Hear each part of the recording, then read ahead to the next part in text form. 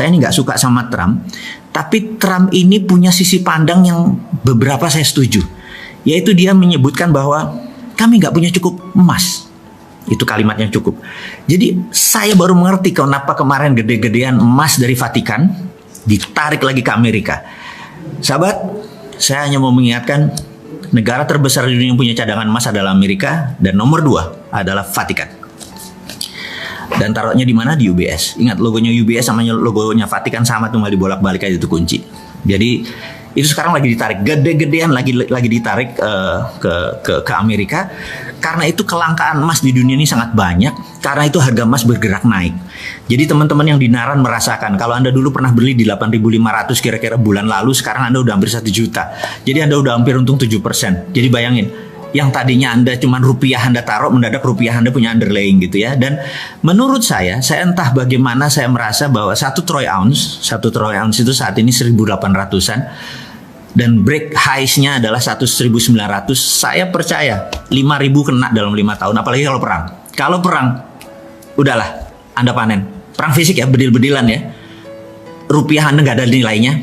Tapi kalau rupiah Anda pakai underlying emas, Anda selamat. Saya bukan mau jualan. Karena di Naran hadir memang rasa concern-nya kita ini, teman-teman ini ingin menyelamatkan portfolio rupiah Anda agar tetap liquid, Anda bisa transaksi setiap hari, Anda masukkan uang tersebut, Anda bisa belanja dengan, kalau lagi perlu uang ya pindahin ke BCA, pindahin ke OVO, itu semua bisa gitu ya. Jadi oke, kita lanjutin lagi bahwa harga emas akan naik. Ya nggak naik tuh nggak langsung besok naik gitu ya, nggak begitu. Naik itu ada trennya, trend is our friend, ada turun-turun sedikit gitu ya. Begitu harga rendah sedikit Anda langsung beli, Anda simpan aja, dan portfolio Anda bisa keluar setiap. Anda bisa nolkan kok di rekening Anda. Kalau Anda punya 20 juta, Anda mau transaksi, Anda perlu beli DP motor atau beli DP mobil, bayarin aja semua, nggak masalah. Tapi in the meantime, pada saat ini rupiah Anda tercover gitu ya. Ini adalah terobosan saudaraku, sahabatku semua dimanapun Anda berada. Di Naran is the only one debit card berbasis backed by gold di dunia. Dan saya ucapkan terima kasih kepada Bank Indonesia dan Bang Arta Graha yang mensupport kita semua sebagai kustodian, di mana emasnya ada di sana, di mana semua banking sistemnya semua ada di sana, karena bisa menerima sebuah financial revolution yang kita lakukan, bukan sekedar wacana harus begini, tapi di Naran itu hadir untuk sahabat semua, untuk Indonesia gitu ya. Oke, karena apa? Karena harga emas akan naik, apalagi kalau dibalikin lagi, Amerika akan memutuskan bahwa percetakan dolar akan menggunakan underlying emas, dan itu mungkin dilakukan. Jadi sekali lagi, saya akan mengurai dengan rinci mengapa hal itu terjadi di harga emas. Sekarang saya mau ngecek dulu ini jam berapa. Oke, sahabat semua, kita akan masuk ke global theater tadi. Jadi saat ini ada 70 negara terikat dengan obor, one belt, one road. Semua di belt diikat dengan satu, roadnya ke Beijing semua. Jadi cara dia memprinting yuan adalah berbasis project di negara orang. Saya ulangi lagi ya. IMF memprinting money dolarnya menggunakan project di negara lain, dan itu sekarang ditiru oleh obor One Belt One Road-nya dia. Jadi negara-negara 70 negara, ada Pakistan, ada Sri Lanka, Papua Nugini. Mungkin 60% portfolionya diambil oleh obor tadi. Jadi dia ngeprint yuan berbasis project di negara lain gitu ya. Nah, apa yang Amerika lakukan adalah Amerika mau melakukan deoborisasi. Jadi dia mau cara membuat miskinnya proyek obor itu adalah deoborisasi. Jadi kalau Trump menang, menurut saya Cina lewat gitu. Tapi Trump ini compang-camping sekarang karena globalis cabal. Si kaum Bilderberg sangat benci sama Amerika. Karena globalis cabal itu sudah kawin sama Partai Komunis Cina, sehingga seluruh proyek globalis semua ada di Cina. Jadi sekali lagi, ini menarik nih. Cina pasang badan sebagai underlying, sebagai pondasi dari seluruh globalis cabal. Cina bermain karena globalis senang sama negara otoriter. Gitu, dia nggak senang sama negara demokrasi. Otoriter kan suara pemimpin langsung diikuti suara rakyat nggak mau disikat rakyatnya gitu ya. Dan itu anti demokrasi gitu. Nah, globalis cabal ini anti kemanusiaan, mereka mendukung aborsi, mereka mendukung LGBT gitu ya. Sementara itu bukan portfolionya Bosman. Portfolionya Bosman adalah kita mendukung life.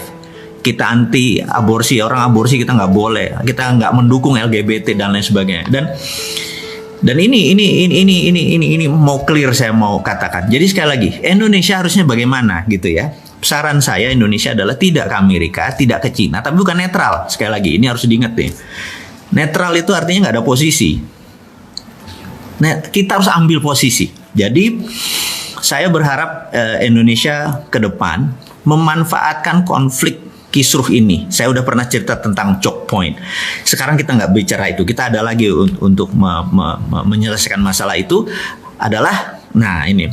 Jadi sahabat semua, kira-kira 2 minggu yang lalu saya membuat video yang ternyata sangat menggemparkan karena video itu adalah The Secret Meeting That Changed Indonesia, di mana saya terinspirasi dengan peristiwa tahun 89, di mana ada The Secret Meeting That Changed China, di mana China merubah center of gravitatis atau pusatnya dari menjadi independen, menjadi tidak bergantung pada IMF. Dia punya ukuran sendiri, dia punya hukum dagang sendiri, dia punya meteran sendiri, dia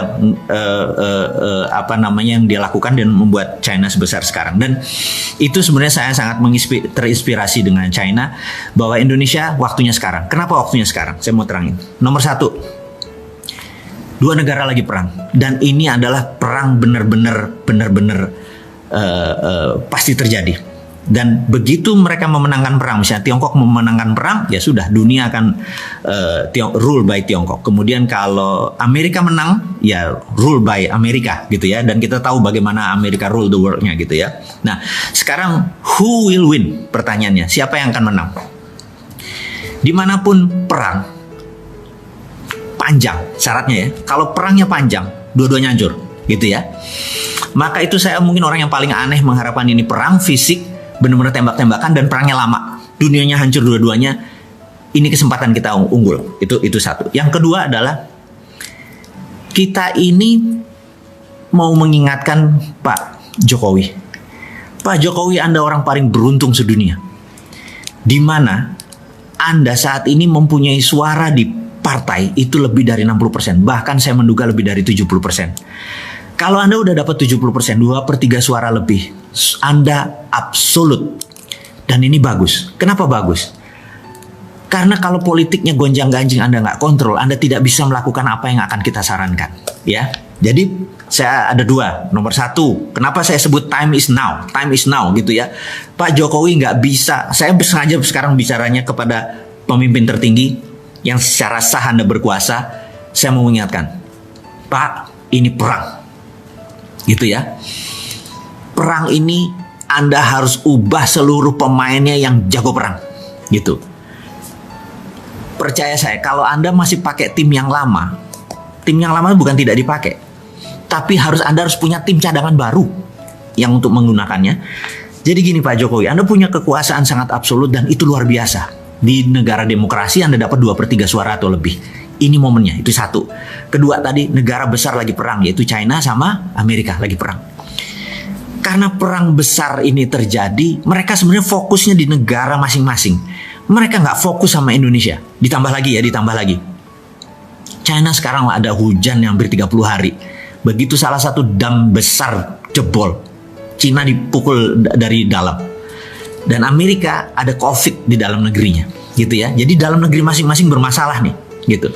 Kemudian luar negerinya mereka perang. Mereka nggak mungkin mikir tentang Indonesia. Percaya saya. Mau itu mindahin pabrik ke Indonesia apa segala macam, itu nggak gitu-gitu amat. Swasta doang, itu bukan negara, gitu ya. Kemudian Anda punya kekuasaan yang bisa Anda drive ke kiri semua, ke kanan semua, gitu ya. Kemudian ada hal yang menarik Pak Presiden yang terhormat. Anda menerbitkan surat bahwa saat ini negara dalam keadaan darurat COVID gitu ya. Dengan undang-undang, dengan perpu, saya lupa perpu atau perpres ini ya, bencana nasional ini, Anda bisa lead negara ini menjadi sangat ngebut, di mana dunia yang lainnya akan lumrah. Ya udah, nggak apa-apa deh gitu ya. Dan terakhir yang nomor 4, Pak Jokowi, saat ini semua negara melakukan yang namanya deglobalisasi. Deglobalisasi artinya dulu kan ada namanya global supply chain. Jadi ini nyuplai ke sini, nyuplai ke sini, rumit sekali global supply chain. Sekarang banyak negara yang lagi diblok, lagi nutup, lagi mau perang dan lain sebagainya.